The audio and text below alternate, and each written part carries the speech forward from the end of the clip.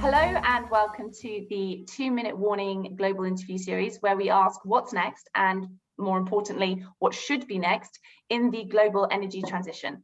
I'm very glad to have Susan McCormack here with us today. She is a global partner at Morrison & Foerster in San Francisco, and she also chairs the Energy and Social Enterprise and Impact Investing practices. Hi, Susan. Good morning, Michelle. How are you? Very well, thank you. How are you doing? Good. Good. Right, let's start off with some broader strokes on here, because we have about 15 minutes, so we'll dive right into it. We all know that the financial sector is under increasing scrutiny from stakeholders to divest from the fossil fuel industry. And historically, perhaps there are more stakeholders who are doing this who were more environmentally pro, or perhaps who were more on the activist side. But now that's changed quite a lot, and it seems to be nearly all stakeholders have got this on the tip of their tongue as something that they should be aware of and they should be getting involved with.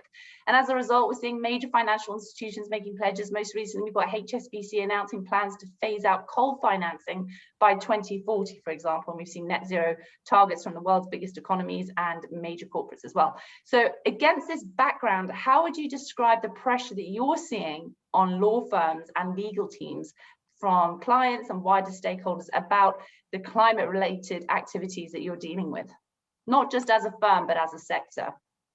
As a sector, I would say it's really impacting the legal sector in 4 different ways, Michelle. I'll start with the positive. Okay. There are a number of initiatives that have started, one at Columbia Law School, one at Stanford, both of which our firm is involved with, where law firms are coming together and really trying to develop solutions to help both sort of the new economy and the traditional economy and traditional energy as it transitions. Stanford has Lawyers for a Sustainable Economy, where 25 law firms have pledged $1 million to $5 million each to provide pro bono services to folks who are combating climate. Columbia Law School has an initiative to work with lawyers pro bono to develop laws to try to help combat climate from a financial and a regulatory perspective. So all of that is sort of on the positive side, working and quite together. Tangible as well. These aren't notes exactly on paper. right. These are tangible efforts. These are tangible, real.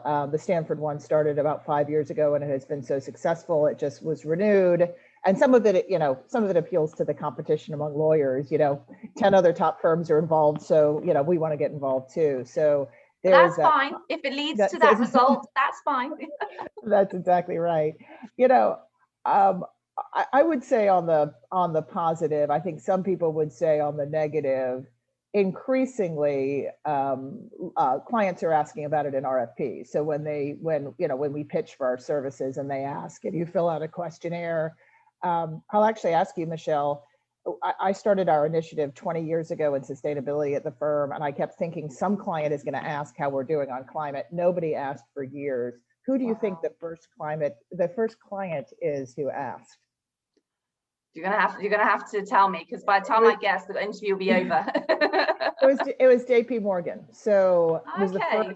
was the first of our clients, and it was very interesting. Sorry, how far along were you into your sustainability program before they came along? About 5 years. Gosh.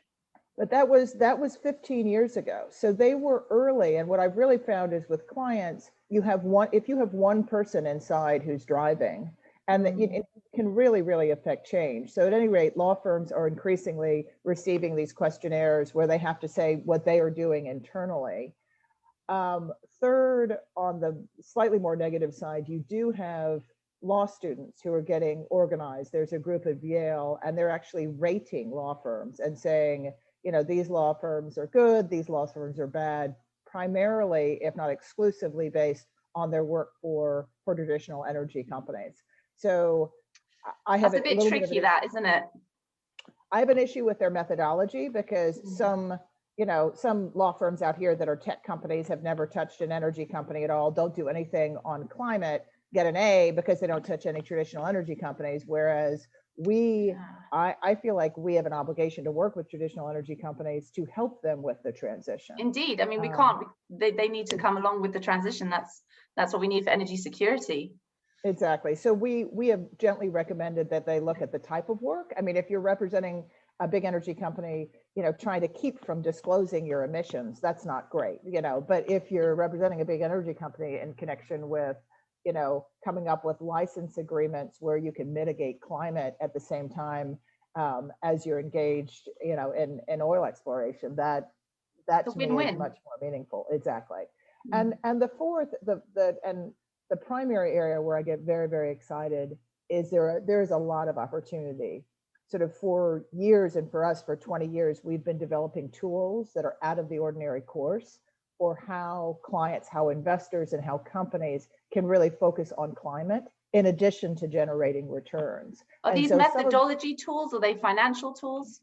They're sort of in three different buckets. The first bucket is when people are aggregating capital, how you aggregate capital, sometimes within a fund structure, sometimes otherwise, to make sure that you're actually focused on climate emission reduction in the aggregation of capital. When you deploy capital, the actual financial instruments we use, whether it's a preferred stock instrument, convertible debt, we have a financial agreement for impact returns, and then they're green bonds and SDG linked bonds. All of these are, when you're deploying capital, they're mechanisms you can build in to make sure you are focused on climate and resiliency in addition to returns. And then the underlying corporate form, where in the US there has been huge advancement. And I'll pause there for a second because that is one of, I think, the best solutions for traditional oil and gas companies. If you shift your fiduciary duties, for example, to focus on climate, it provides you a protection, insulation from liability. If you make significant investments and say your stock price drops, you actually have protection there. And there is some thought that if you change your corporate form to what's called a public benefit corporation or a social purpose corporation, these are distinct from B Corps. A B Corp is just a certification. It's just a good housekeeping seal of approval. But there is some thought that if you shift your corporate form, in fact, folks won't divest. So you can be taken off the bad list and will have greater access to capital. And so I was interested, you started the interview with, the whole divest movement, traditional energy is getting incredible pressure. This is one solution to help traditional energy companies have access to capital while at the same time giving them an additional tool, be it to be able to engage in energy transition. And really that balance is so critical. This demonizing of one and glorifying of another is very unhealthy, and it's circuitous, and it just doesn't really get us anywhere. Have you seen a lot of appetite for that sort of framework? I have, and it goes back to what you're also saying about coal. It's, I feel I am quoting, and I can't give the right attribution, but in the U.S., we've used coal for decades, well over 100 years. We've ripped the coal out. It's built our economy. And in return, now we're basically saying to these coal communities, we don't want you anymore. We're going to leave you. And the only people who are going to finance you are sharks who are going to try to extract every last penny and do nothing for community redevelopment, because none of the responsible capital is going to be in. And so very much akin to, I have two teenagers. It's, we had a party in their room, all their friends came over, and then everybody left, and we're like, hey, your room is, I'm upset, your room is a complete mess, and it's like, no, we have a responsibility to help them rebuild. And so that's, I think, one of these, when I was talking about the tools, one of these new corporate forms we've used is called the carbon endowment, raising funding to purchase coal reserves and sort of a hybrid with one of the new corporate forms in a trust to offline the coal reserves, but in a responsible way. So you wind down the leases over time and you use the excess funding for community redevelopment. It's a little more complicated than that, but it is a tool. And I think if you're serious about climate and really rebuilding, you can't cut them off. You have to engage in a way that can rebuild the economies at the same time as you're rebuilding and transitioning our energy infrastructure. Because that's sustainability. That is sustainability. Having that gradual pullback that is supported, and that there are things in place to make sure there's realistic safety nets for progressive change. That is indeed sustainability, and not dumping certain markets, and also the impact that has on investors' confidence in other new markets.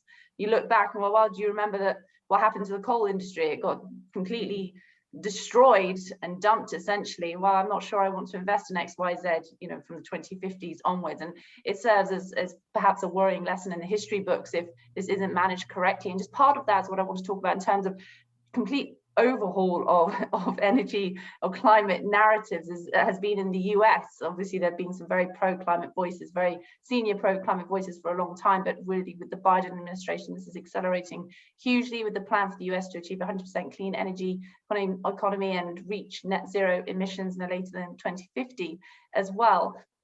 Against the backdrop of what we've discussed here, or what would you say are the main hurdles to making this a reality? And what can be done in 2021 to help us get there? Because of course, what happens in the US affects everybody. Yeah, we tried for 4 years under Trump to be a little bit isolationist. It doesn't work well, and particularly with things like climate that affect all of us. We can't go it alone. We may not, you know, we not always love each other or agree with each other, but it affects all of us equally. And so, you know, regardless of race, gender, country, religion, Biden's climate plan. Twitter. I have to admit that I am on the more, although not a Trump supporter, on the more conservative end, and I like the fact that he has a coherent climate plan and he has high-level folks engaging in the international community and focusing on it. But I do think one of the biggest hurdle is the political climate here in the US, which while Biden won, is incredibly polarized. I'm from rural North Carolina, and the way the liberal progressives in this country speak alienates many, many people. And if I go home to my small town, people want renewable energy. They see climate change. It's impacting their farms. It's impacting their lives. But because everybody comes in with sort of big government and a little bit of sort of big brother attitude, I worry, and again, these are the people who are electing half of the Senate. I worry that some of the initiatives, and quite frankly, I think some of the Biden initiatives should be advanced, particularly around infrastructure, won't move forward. I worry on infrastructure. One of the things that gets left behind is what's referred to here as climate justice. In the US, investors really for a long time in climate were in two different camps. You're either an environmentalist or you were pro-people, and there was very little sort of people or planet. I think there has been a recognition that the people who are going to be just devastated in the US and other places are our poorest nations, our poorest people. So how you link those two when that demographic in the US doesn't have as much political clout. I worry there will be a lot of projects, but it won't be affecting the communities that need it the most. Quite frankly, I am hopeful, but we've come out of an era, and we have, again, with the polarization, a whole section of the country which is incredibly skeptical of science. And we need, so if you look at the investment in early technology for these solutions, it is mostly technology based and not science based. If you look at the early stage, and I'm out here in California, the early stage capital is almost all technology based as opposed to science based. I think that will hold us back and hold back the Biden administration as they're investing. And finally, I think some of the things, I think the, wind and solar makes sense economically. There's a whole bunch of more things that can be done easily. Yeah, despite some very bad press in Texas recently. It's just but putting that aside, it's already, it's already part of the infrastructure. It's already on the grid. It's already, we're expanding what we're already doing relatively well. Texas is a little bit of an anomaly. The hard stuff, the really hard stuff to get us to a net zero, and I think it needs to be before 2050.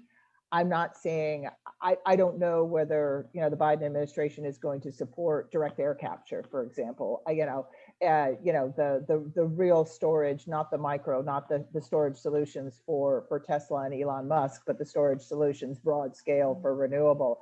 And quite frankly, what the government should be doing is stepping in and helping to get nuclear and other sort of large scale energy production, in a place where it can be affordable. The big issue with nuclear, the technology has advanced considerably. Yeah. But the permitting, getting something built is almost impossible. And so incredibly long time. That's exactly right. So I think a hurdle is, where is the financing and where is there political will? you get a lot of credit. It's back to, I thought you were going to ask about greenwashing and the litigation. It's, you know, it's well, easy. I want to touch on that actually. Yeah. Well, it's easy. It's like being a B Corp. It's easy to like, hey, you have a stamp of approval, you take a self audit, but it could be meaningful if you're really doing it, but the only person who knows is you. It's like, you know, me exercising in the morning, the only person who knows is me. You know, the same thing on, you know, on the renewables, the easy stuff, people get, oh, you're green, you know, you've got solar, you know, kind of the easy stuff. And really to get where we need to do, there's some on the sequestration side and the air capture side and the generation side, all of them on the ag.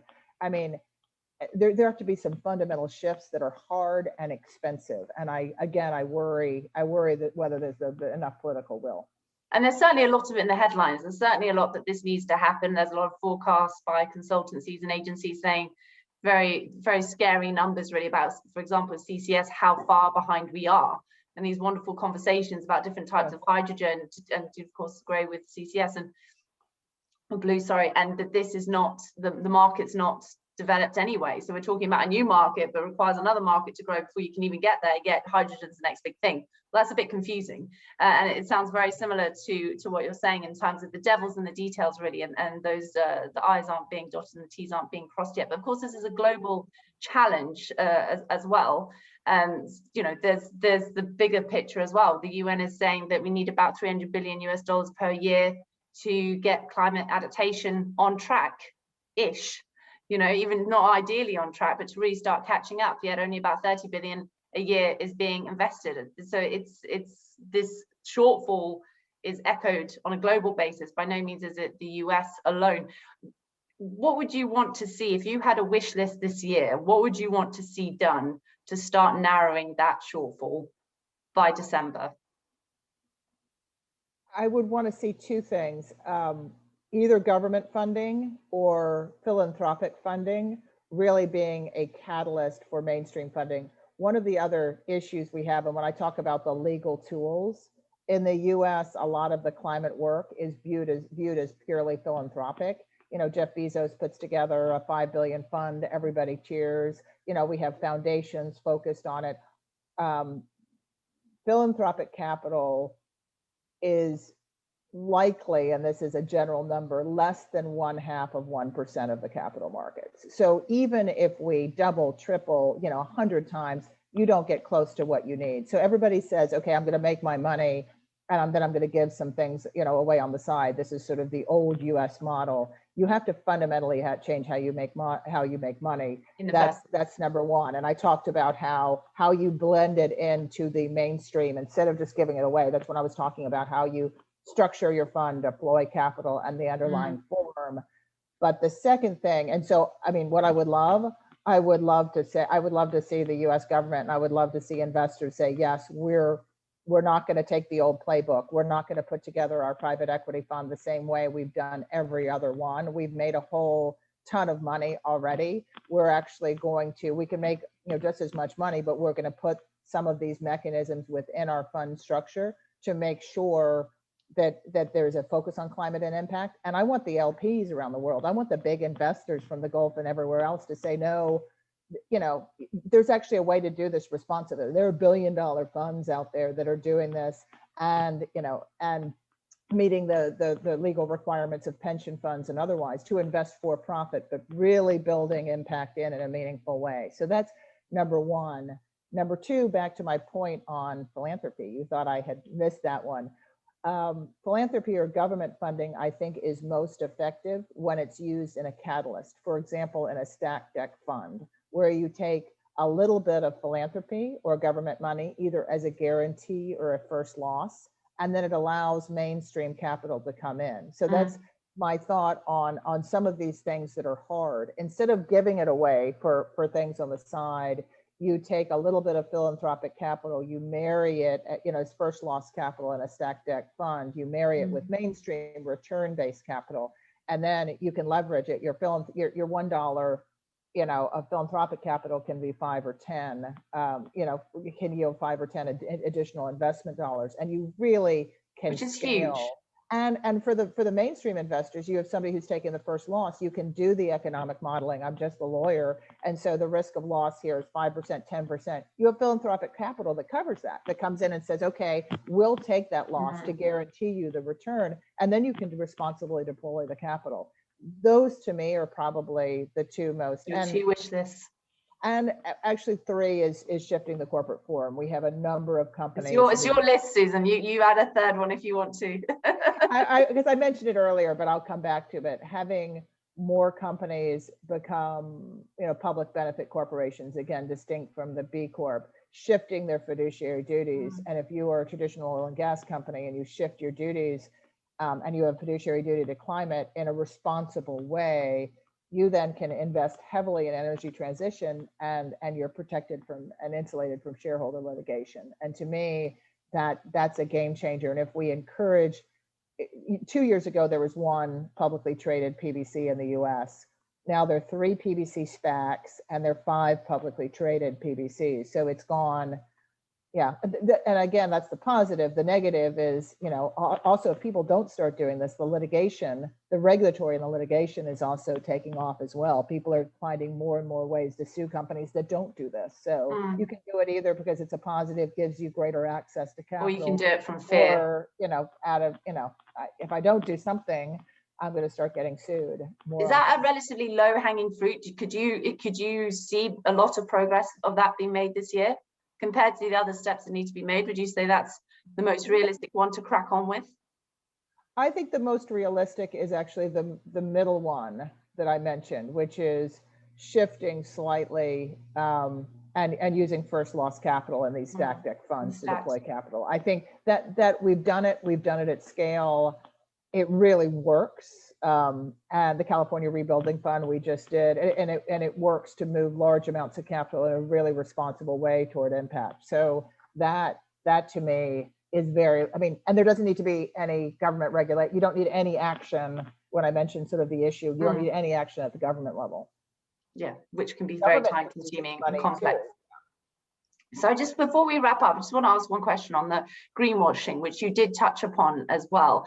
There have been a couple of some of the world's biggest oil and gas firms that have been accused of greenwashing, some of them in terms of their carbon reporting and their global carbon footprint reporting, perhaps allegedly not being as green as they have been advertising. Do you have any views on how much this might have affected confidence in the broader market, in people's statements, or companies' statements rather, when they say, we're waving this green flag, look at us. Hey, we're doing great. Yeah. Has it all gone a little bit awry? How much damage do you think that, because they're very high profile companies, how much damage do you think that's done? I think I think considerable, but I think it's necessary, because I think we need a standard. A lot of the things we're talking about are difficult to measure and report, and so you can get away with it. And it's not required, by the SEC. It's not, it's not required in the US when you're reporting some of this in your 10K and 10Q. So I think what it points to is what I'm hoping will come out of the SEC, which is, let's get out of the voluntary disclosure world where you can say whatever you want to, into, no, this is what you need to disclose around climate, not just emissions, but really climate risk, the climate risk scenario analysis. I love the work of TCFD. But so both. So we need some, something that we can trust. Michelle, you and I can pick it up and go, okay, we know because there is a standard and they have to report on that standard, and there is liability associated with that. Incredibly doesn't exist. And incredibly, you are allowed to advertise according to, your internal reporting, and use it as a huge competitive advantage as well, not just with your corporates, but with customers as well. And there is no system to necessarily check. Well, so in the US, so that's the SEC, when you're selling securities, the Federal Trade Commission does have it published a few years ago, the green guides. And there is starting to be a trend in the US where environmentalists, investors and consumers start suing because, people are not, they're making all these claims around selling products that are not true. I think the rubber's going to hit the road on kind of what additional regulation comes out of the Biden administration. On a global basis as well. And on a global and through the UN. And also, does the FTC really respond and takes action on the claim right now? Okay, so I violated, so what? I have all of this additional revenue because people think that, it was worth it. Greener than anybody else, and then I can just pay some good lawyers, and so there needs to be some enforcement. But I'll say, I mean, the trend in litigation for people who are not watching, in 2017 there are around 500 cases around climate brought in the U.S., 1,200 in 2020. And it's at the federal level, and also people are starting to bring cases at the state level with a tort theory, similar to the theory against with cigarettes. And so, again, I don't want people to just focus on the fear, because I think that drives bad behavior. There's also the opportunity, which I talked about, and there is a financially responsible way to mitigate the risk, which is why some of these structures of transitioning. But I think the litigation has started and it is coming, and if you haven't faced it yet, it's a question of not if, but when. It's just a case of the train needs to start chugging quite a bit faster. Susan, thank you very much for joining us. Got a lot to chew on. Thank you very much. Thanks.